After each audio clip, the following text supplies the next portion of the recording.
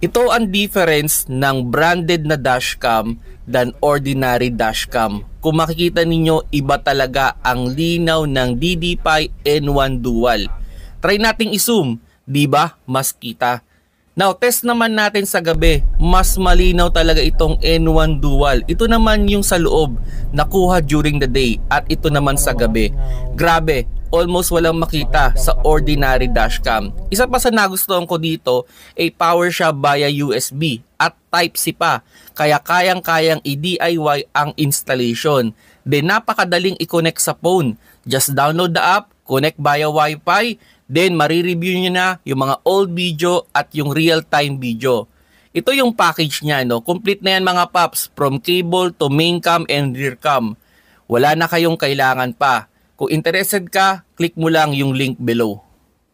Pakita ko sa inyo mga paps yung setup ko ng DD-PI N1 Dual. Ito yung main cam at ito yung rear cam. Kaya ako dito nilagay itong rear cam na to para mas malaki yung angulo na nakukuha ko. Makikita nyo, ito yung actual nakuha nyo.